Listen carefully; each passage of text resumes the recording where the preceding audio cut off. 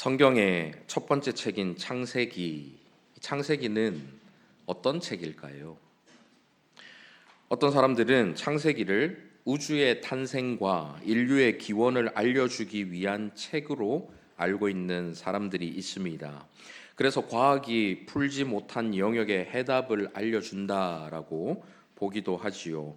창세기 안에 실제로 그런 내용들이 담겨 있기 때문에 아주 틀린 생각은 아닙니다. 하지만 그것이 창세기의 기록 목적이라고 할 수는 없습니다. 왜 그런지는 곧 설명을 드리겠습니다. 어떤 이들은 창세기가 과학과 반대되는 책, 허무맹랑하게 지어낸 신화나 설화 같은 이야기다라고 보기도 합니다. 창조론과 진화론을 대립시켜서 무엇이 옳은지를 논쟁하게 하면서 창세기를 증명할 수 없는 비과학적인 책으로 여기게 만들기도 하지요. 하지만 창세기에 나타나는 여러 이야기들은 역사적, 과학적 증거들로 객관적인 증명을 할 수 있는 내용들이 많이 있습니다.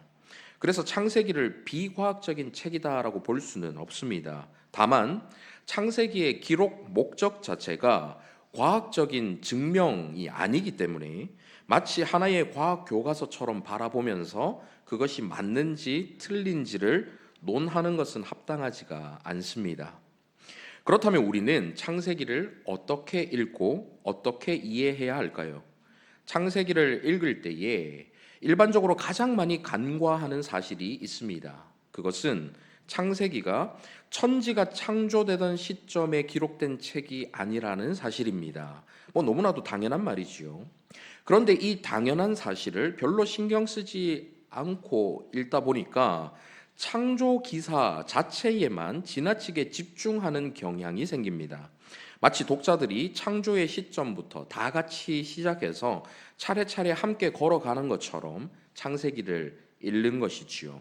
그렇게 읽다 보니까 창세기 안에 중간에 생략되거나 자세한 설명이 없는 부분에 대해서 의구심을 갖게 되는 것입니다.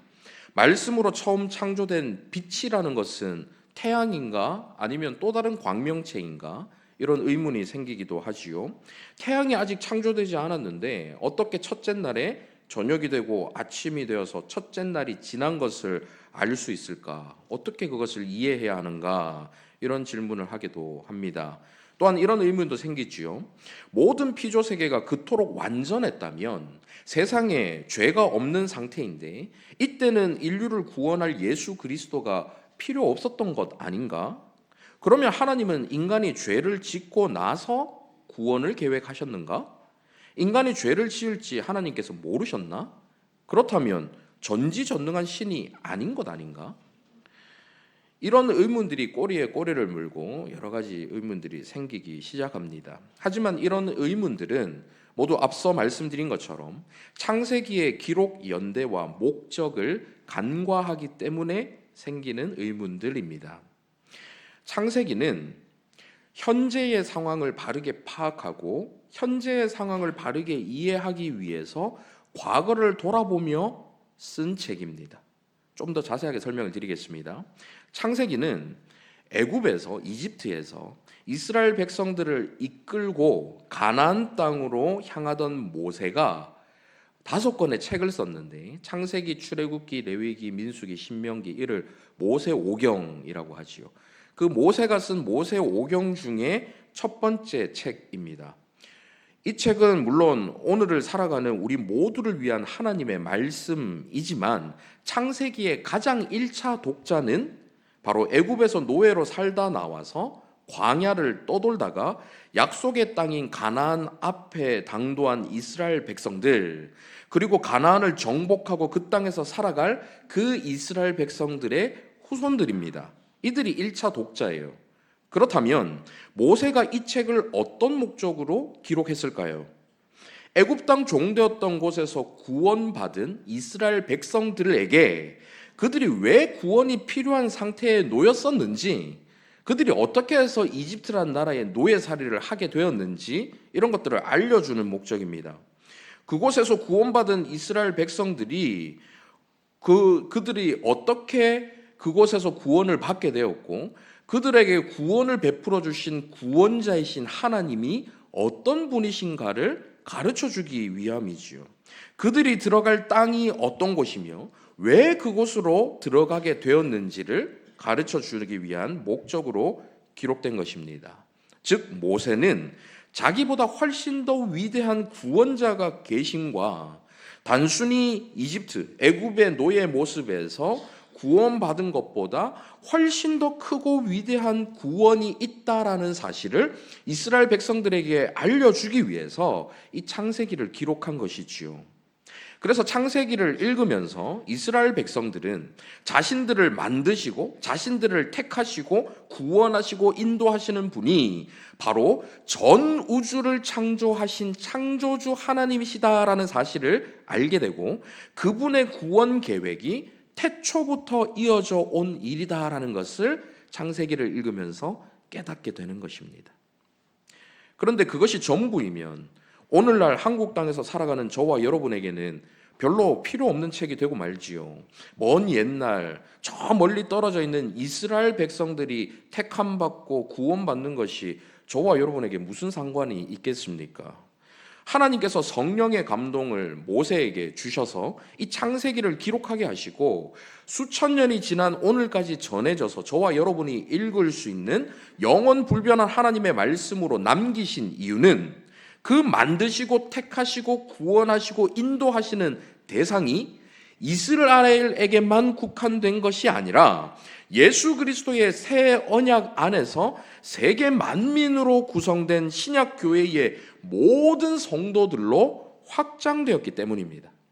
따라서 오늘을 살고 있는 저와 여러분이 창세기를 읽으면서 반드시 염두에 두어야 할 것은 이 창세기를 통해서 이 죄악된 세상이 왜 이렇게 타락하고 부패하고 뒤틀려 버렸는지, 저와 여러분이 지금 살아가고 있는 이 세상이 왜 이렇게 악한 세상이 되었는지, 저와 여러분이 왜 그 세상 가운데서 죄의 노예로 살아가면서 구원이 필요한 존재가 되었는지, 그런 저와 여러분을 택하시고 구원하시는 하나님께서 어떤 분이신지, 또 어떤 방식으로 구원을 하셨는지 같은 사실을 염두에 두면서 읽어야 하는 것이지요. 이렇게 봐야 하는 근거는 신약 성경이 예수님을 창조주로 증언하기 때문입니다.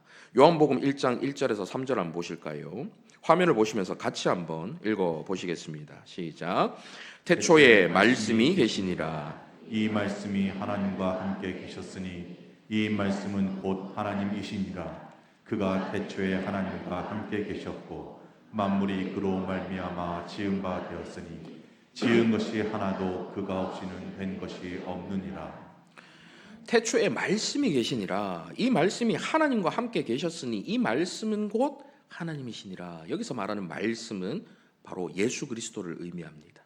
이 예수 그리스도께서 태초에 하나님과 함께 하셨고 그분 자체가 곧 하나님이시다라고 증명하지요. 그가 태초에 하나님과 함께 계셔서 만물이 그로 말미암았다.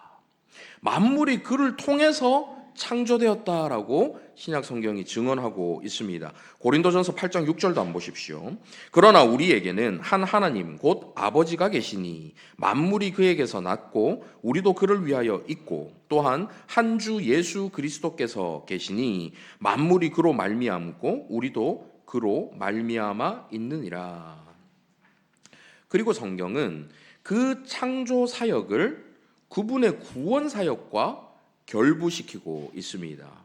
창조 사역이 구원 사역과 연결되었다라고 말씀하고 있어요. 히브리서 1장 1절에서 3절 한번 보십시오.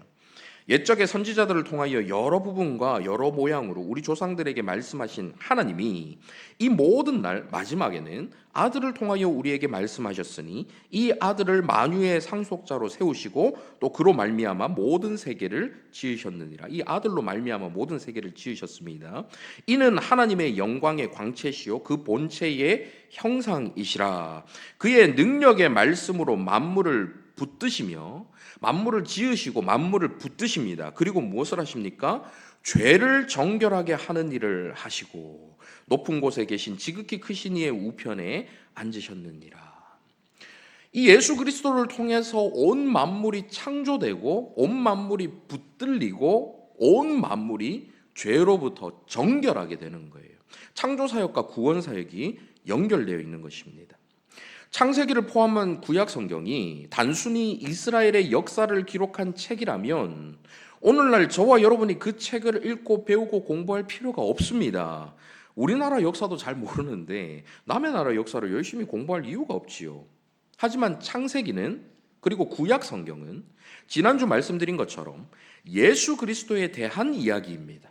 예수 그리스도를 가리키고 예수 그리스도를 통해 성취되는 책이지요.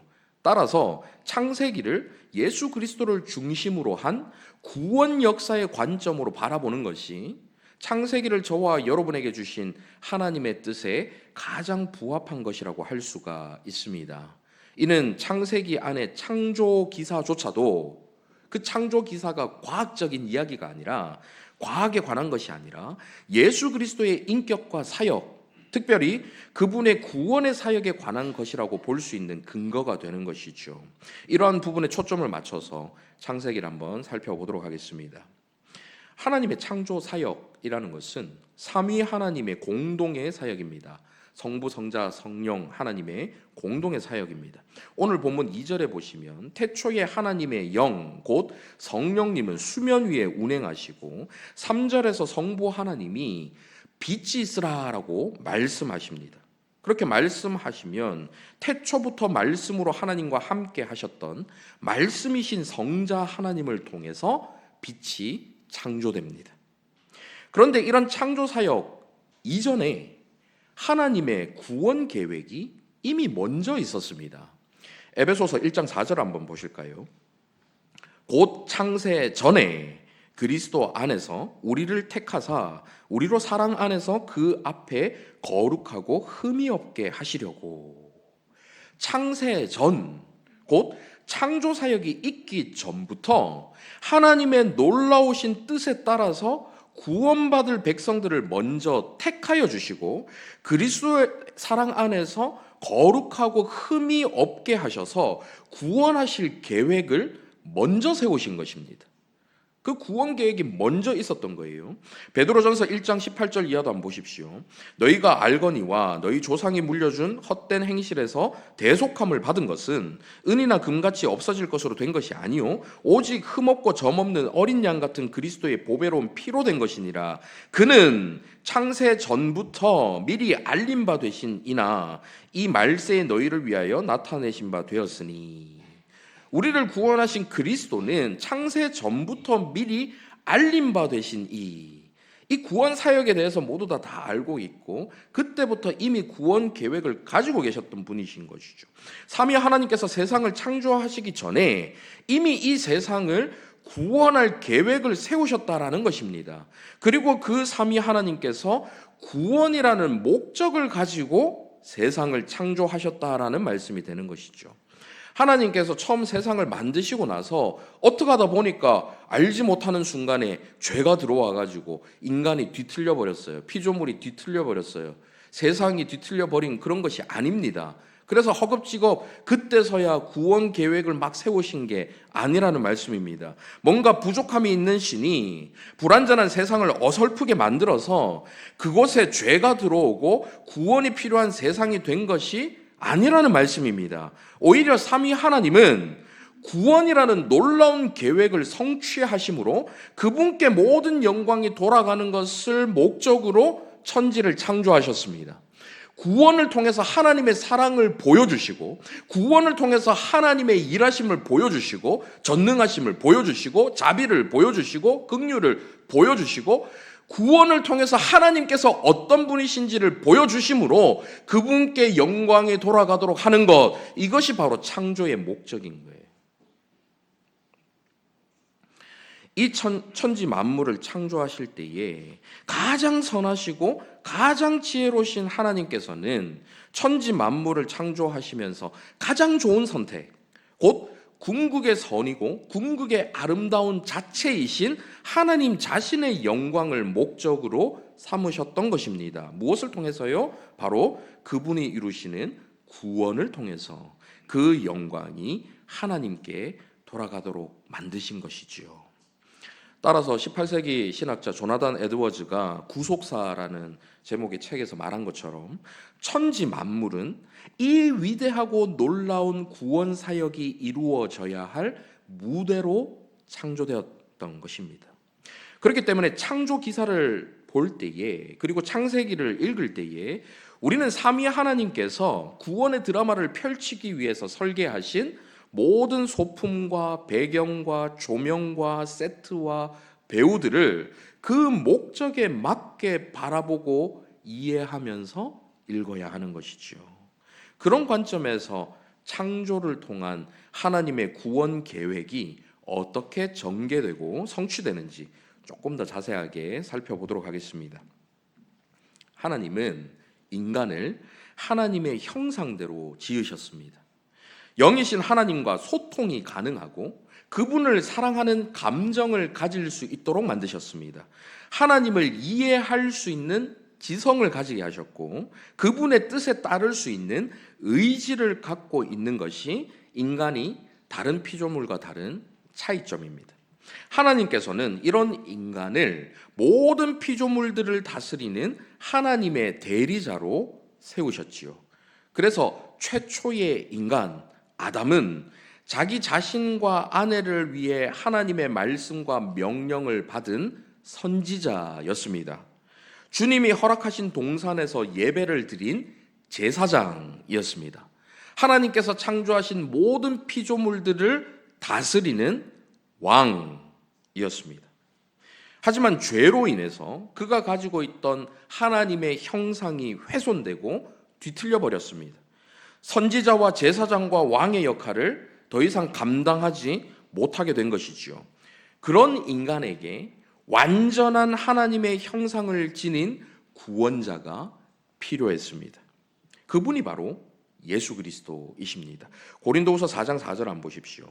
그 중에 이 세상의 신이 믿지 아니하는 자들의 마음을 혼미하게 하여 그리스도의 영광의 복음의 광채가 비치지 못하게 함이니 그리스도는 하나님의 형상이니라. 하나님께서 인간을 하나님의 형상으로 지으시면서 하나님의 완전한 형상이신 예수 그리스도를 이해하고 발견할 수 있게 만들어 주시는 거예요. 그래서 하나님의 형상을 지닌 인간을 바라보면서 우리는 인간 자체에 대해서 막 찬양하고 기뻐하는 것이 아니라 그 인간이 나타내고 있는 예수 그리스도, 완전한 하나님의 형상을 지니신 예수 그리스도를 바라보면서 그분을 찬양하고 높여드리는 것입니다. 골로새서 1장 15절도 한번 보실까요?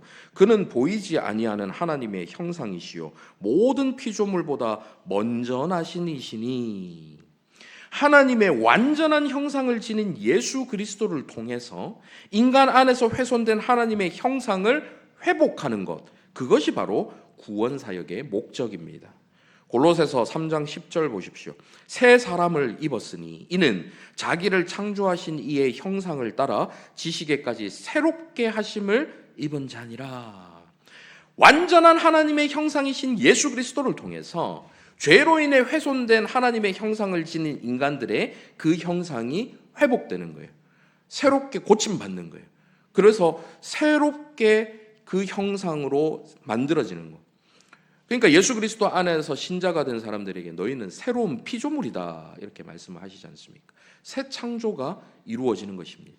그래서 하나님의 형상을 회복해서 그 하나님과 교제가 이루어질 수 있도록, 깨어진 관계가 회복될 수 있도록 만들어 주시는 것이죠. 하나님께서 아담을 선지자요 제사장이자 왕으로 세우신 이유도 우리에게 완전한 구원자가 누구이시고 그분이 어떤 분이신지를 알려주시기 위함입니다. 아담에게 그런 권한을 주신 것도 그가 비추는 완전한 제사장, 완전한 선지자, 완전한 왕을 비추어주고 그분을 바라볼 수 있도록 하기 위함이죠. 성경에서 기름을 부어 세우는 직분이 세 가지가 나옵니다. 바로 선지자, 제사장, 왕입니다. 그리스도라는 말의 뜻은 여러분 잘 아시다시피 기름 부음 받은 자라는 뜻입니다. 예수 그리스도는 바로 기름 부음 받아서 세워진 자, 곧 완전한 선지자요, 완전한 제사장이요, 완전한 왕이십니다. 첫째 아담이 온전하게 감당하지 못했던 그 선지자 제사장 왕의 직분을 둘째 아담이신 예수 그리스도께서 완전하게 감당하셨습니다. 그래서 저와 여러분이 하나님의 형상을 회복할 수 있게 만들어 주신 것이죠. 고린도전서 15장 47절 이하를 한번 보십시오. 47절에서 49절까지 화면을 보시면서 같이 한번 읽어 보시겠습니다. 시작. 첫 사람은 땅에서 났으니 흙에 속한 자이거니와 둘째 사람은 하늘에서 나셨느니라. 무릇 흙에 속한 자들은 저 흙에 속한 자와 같고 무릇 하늘에 속한 자들은 저 하늘에 속한 이와 같으니 우리가 흙에 속한 자의 형상을 입은 것 같이 또한 하늘에 속한 이의 형상을 입으리라. 첫 사람은 흙에 속한 사람이지만 둘째 사람은 하늘에 속한 사람이다. 흙에 속한 사람의 형상, 뒤틀린 그 형상을 변화시켜서 하늘에 속한 이의 형상을 가지는 것, 이것이 바로 구원이지요.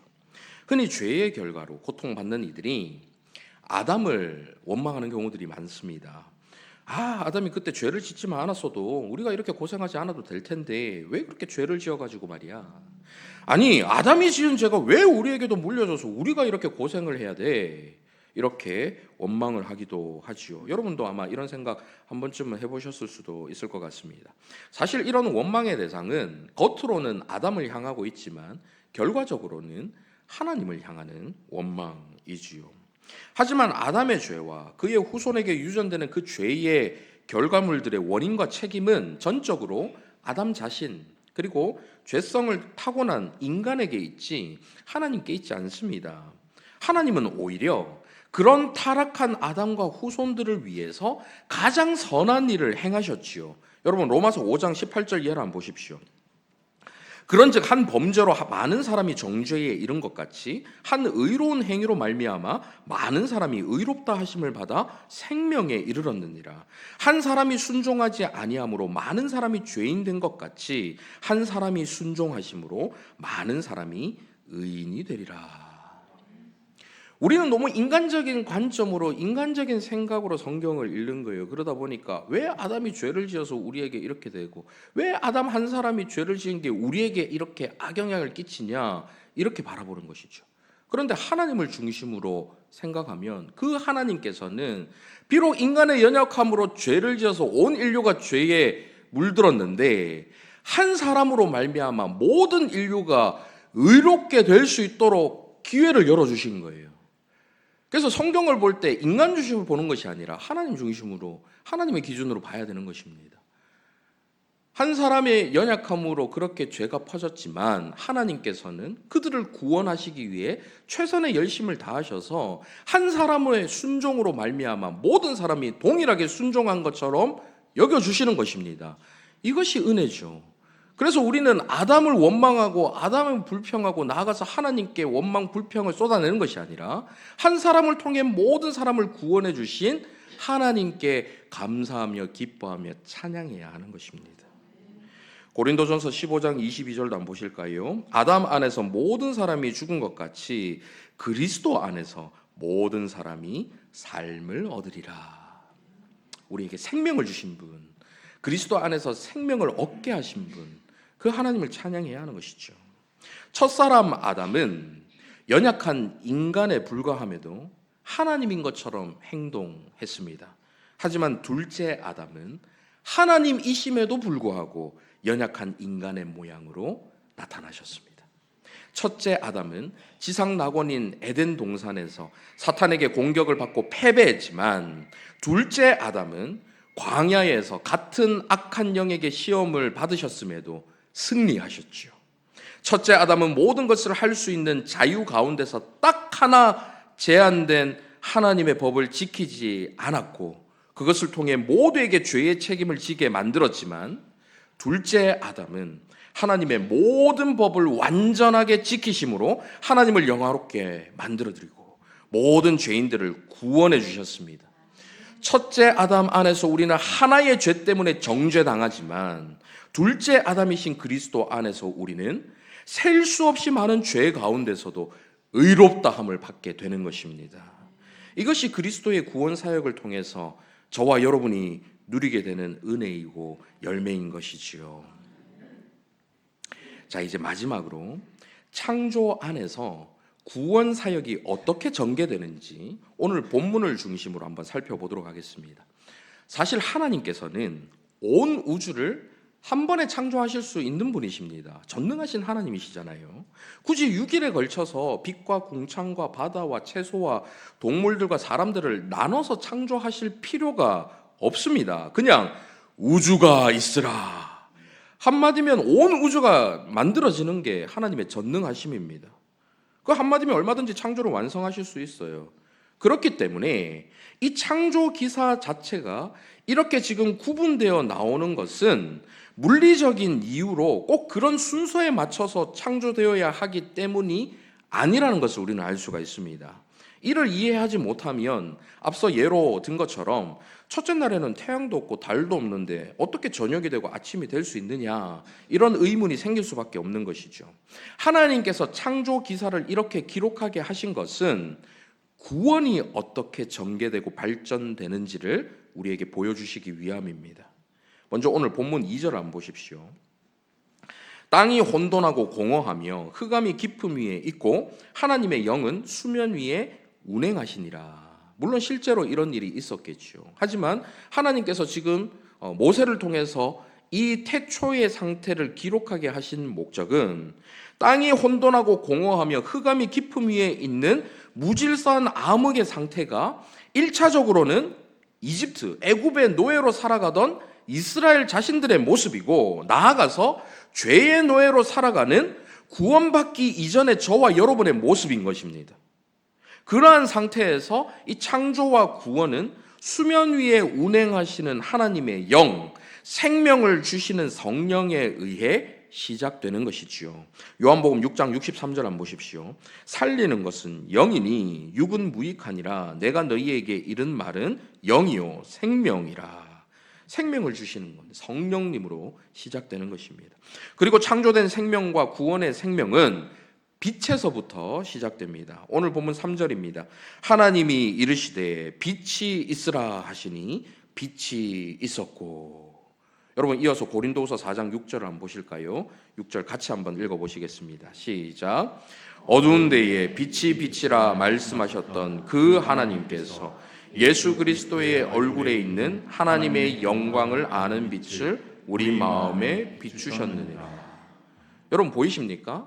성경은 곳곳에서 창조 기사를 빗대어서 삼위 하나님의 구원 사역을 설명합니다. 어두운 데에 빛이 빛이라 말씀하셨던 그 하나님께서 예수 그리스도의 얼굴에 있는 하나님의 영광을 아는 빛을 우리 마음에 비추셨느니라. 창조 사역과 구원 사역을 함께 말씀하시는 거예요. 그리고 우리 주님은 자신이 세상의 빛이라고 말씀하십니다.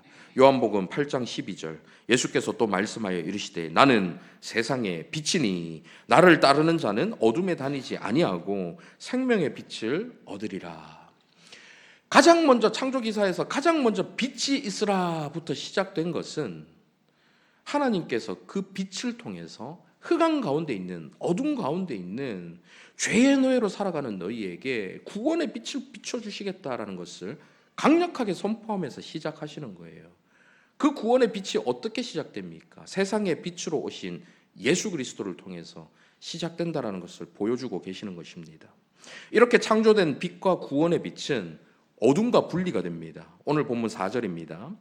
빛이 하나님이 보시기에 좋았더라. 하나님이 빛과 어둠을 나누사. 이것을 신약 성경에 어떻게 설명하는지 한번 보실까요? 데살로니가 전서 5장 5절. 너희는 다 빛의 아들이요 낮의 아들이라. 우리가 밤이나 어둠에 속하지 아니하나니. 빛의 자녀들과 어둠의 자녀들을 나누고 계시지요. 처음 창조 때 빛과 어둠을 나누시듯이 하나님께서 이 구원 사역을 통해서 빛의 자녀에 된 우리들과 구원의 그 은혜를 입지 못한 자들을 어둠으로 분류하시는 것입니다. 이러한 창조와 구원은 하나님의 형상을 지닌 인간에게서 절정에 이르고 정복과 통치로 끝이 납니다. 창세기 1장 28절 한번 보십시오. 하나님이 그들에게 복을 주시며 하나님이 그들에게 이르시되 생육하고 번성하여 땅에 충만하라. 땅을 정복하라. 바다의 물고기와 하늘의 새와 땅에 움직이는 모든 생물을 다스리라 하시니라.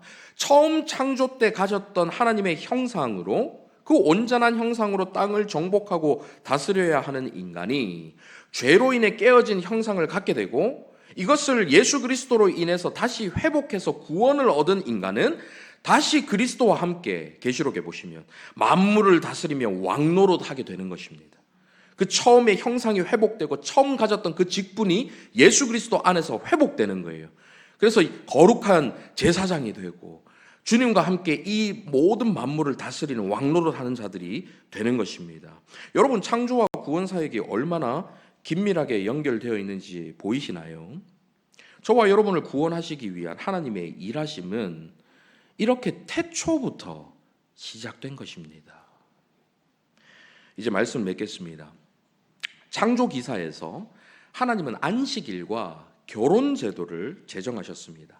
이것을 통해서 구원의 유익을 확실하게 보여주시기 위함이지요.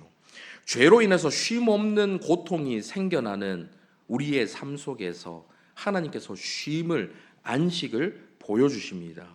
하나님과의 관계가 깨어졌지만 구원을 통해서 안식과 관계 회복이 이루어졌다라는 것을 보여주시는 것이지요. 즉 태초의 안식일은 구원의 영원한 안식을 가리키고, 에덴 동산에서 제정하신 결혼제도, 아담과 하와가 결혼한 그 결혼제도는 그리스도와 저와 여러분, 그리스도와 곧 교회와의 그 신비롭고 아름다운 연합, 그 연합을 구체적으로 증언하는 것입니다.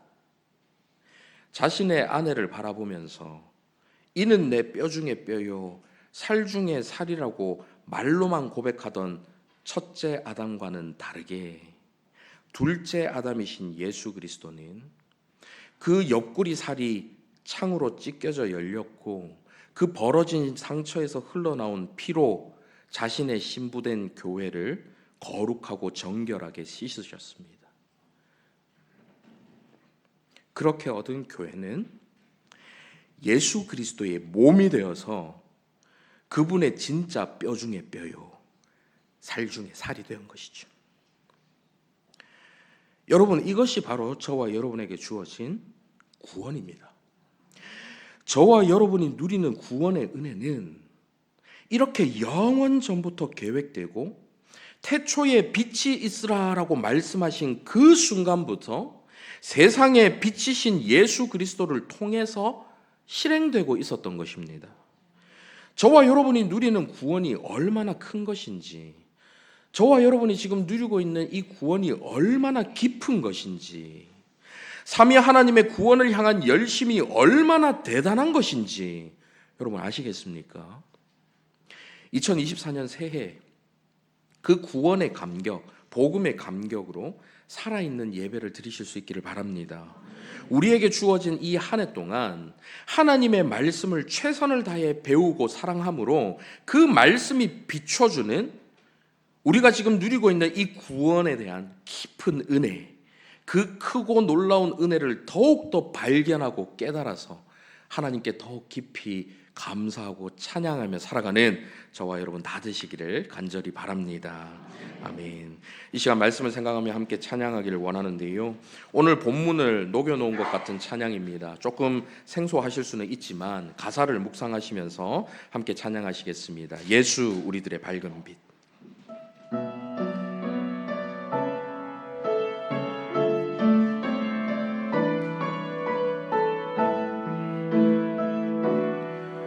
예수 우리들의 밝은 빛, 은혜와 긍휼을 베푸시는 주,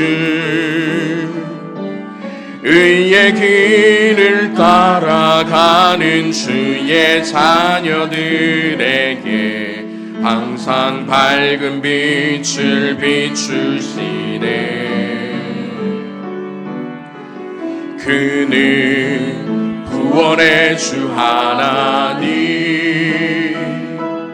공의로 세상을 다스리시네. 주를 경외하는 자들에게 부어주시는 놀라운 주님의 영광. 하늘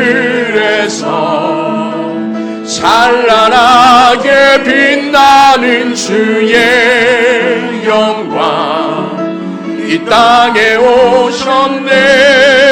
어둠을 밝히고 새 생명 주시네. 영원히 빛나는 나의 예수님 높이 영광과 찬양 받으실 그 이름 경배합니다. 슬픔을 거두고 내게 자유 주시네. 기쁨의 노래를 영원한 나의 빛 예수께. 다시 한번 고백해 볼까요? 예수 우리들의 밝은 빛, 예수 우리들의 밝은 빛, 은혜와 긍휼을 베푸시는 주, 의의 길을 따라가는 주의 자녀들에게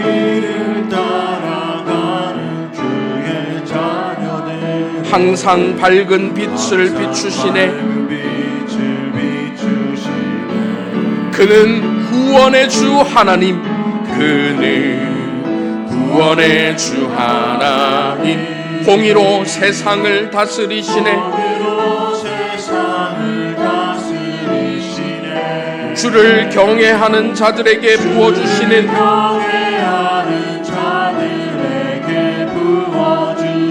놀라운 주님의 영광,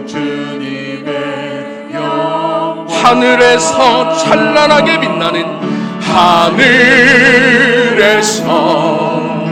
찬란하게 빛나는 주의 그 찬란한 영광 버리고 이 낮고 낮은 땅 위에 오신 분, 어둠을 밝히 우리에게 새 생명을 주시네. 영원히 빛나는 나의 예수님, 나의 예수님 높이 영광과 찬양 받으실 그 이름 경배합니다. 슬픔을 거두고 내게 자유 주시네. 기쁨의 노래를 영원한 나의 빛 예수께. 하늘에서 하늘 찬란하게 빛나는, 찬란하게 빛나 주의 영광, 그 찬란한 영광 버리시고 이 땅에 오셨네. 오셔서 무엇을 하셨습니까?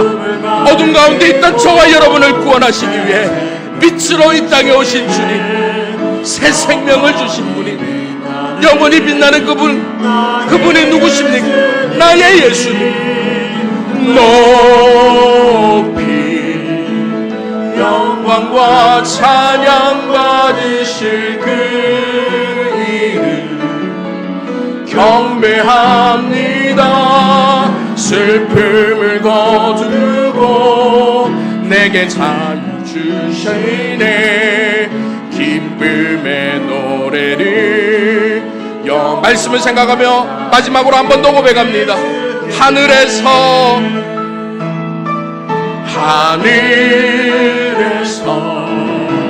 찬란하게 빛나는 주의 영광 이 땅에 오셨네. 어둠을 밝히고 죽음 가운데 있던 우리에게 새 생명 주시네.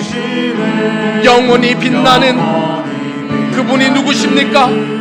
나의 예수님, 나의 예수님 높이 영광과 찬양 받으실 그 이름 경배합니다. 슬픔을 거두고 내게 자유 주시네. 기쁨의 노래를 영원한 나의 빛 예수께.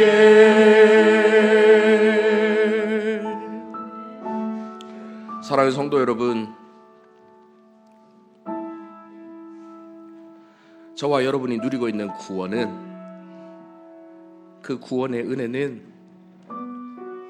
그냥 단순히 하나님 감사합니다, 하나님 은혜 주셔서 감사합니다, 말로만 주님께 감사한다 하고 형식적으로 감사한다 하고 끝날 은혜가 아닙니다. 영원 전부터 계획하셔서 태초부터 실행하신, 영원 전부터 택하신 하나님의 사랑하는 그 백성들을 살리시기 위해서 태초부터 온 열심을 다하신 하나님의 놀라우신 그 열심을 통해서 저와 여러분이 얻게 된 것이 바로 이 구원입니다. 말로만 이는 내 뼈 중에 뼈요 살 중에 살이라고 말로만 하는 것이 아니라 하늘에서 빛나는 그 찬란한 영광을 버리고 낮고 낮은 이 땅에 친히 내려오셔서 먼지를 뒤집어 쓰고 땀 범벅이 되신 그 상태에서 인간들과 함께 뒹구시며 그들에게 창으로 찔린 허리를 보여주시고 그 뜯어져 나간 살점과 그 속에서 보이는 뼈를 보여주시며 너는 내 뼈 중에 뼈요 살 중에 살이라. 내 사랑하는 신부, 내 사랑하는 교회다.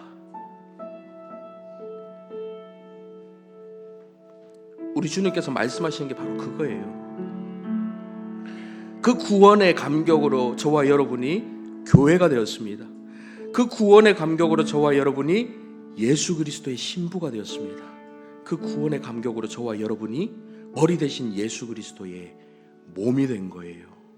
이게 교회입니다. 이게 구원입니다.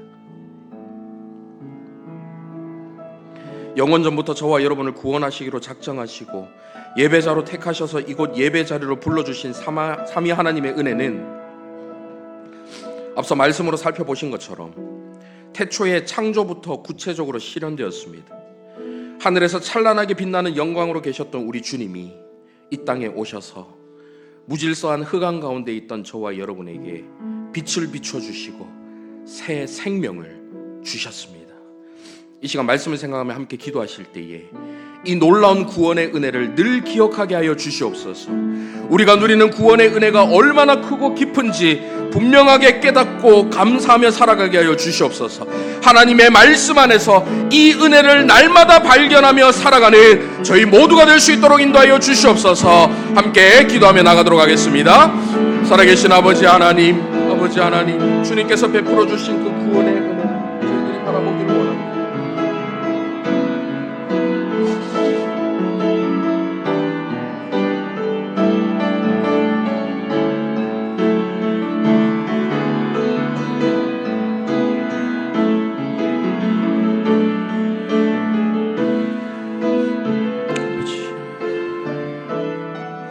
주님께서 베풀어 주신 그 은혜, 한없는 은혜를 저희들이 생각하며 아버지 하나님의 말씀을 통해서 그 은혜를 발견하고 하나님의 말씀을 통해서 그 은혜가 얼마나 크고 깊은지를 늘 깨달아 알고 그 은혜를 감사하며 찬양하며 살아가는 저희 모두가 될 수 있도록 주여 역사하여 주시옵소서. 하나님께서 베푸신 은혜를 늘 함께하여 주시옵소서.